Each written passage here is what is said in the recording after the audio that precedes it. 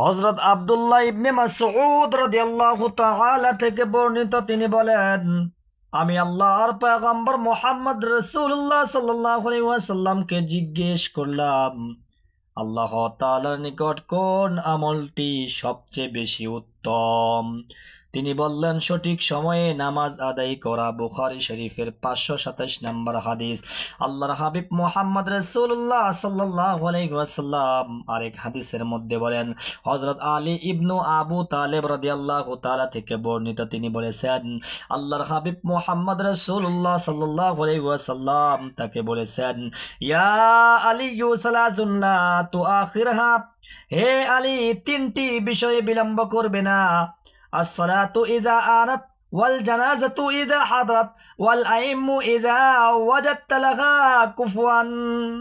ওয়াক্ত হয়ে গেলে নামাজ আদায়ে, জানাজা উপস্থিত হলে জানাজায় অংশগ্রহণ করতে, বিবাহযোগ্য মেয়ের কুফু অনুযায়ী পাত্র পাওয়া গেলে বিবাহ প্রদানে।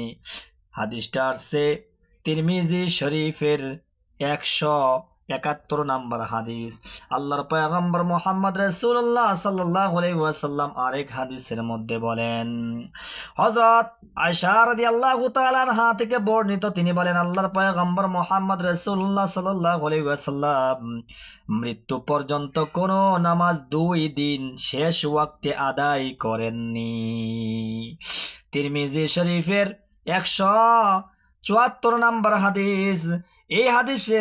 এই হাদিসের প্রসঙ্গে আয়েশা রাদিয়াল্লাহু তাআলা বলেন, হযরত আয়েশা রাদিয়াল্লাহু তাআলা 2 দিনের কথা এই জন্য বলা হয়েছে যে আল্লাহ তাআলা এক ব্যক্তিকে নামাজের শুরু ও শেষ ওয়াক্ত জানিয়ে দেওয়ার জন্য একদিনের নামাজ শেষ ওয়াক্তে পড়িয়ে দিয়েছেন। এছাড়া আর কখনো তিনি শেষ ওয়াক্তে গিয়ে নামাজ আদায় করেন নাই। মোট কথা, নামাজকে একেবারে শেষ ওয়াক্তে নিয়ে আদায় করা রাসূল সাল্লাল্লাহু আলাইহি ওয়াসাল্লামের স্বভাব ছিল না।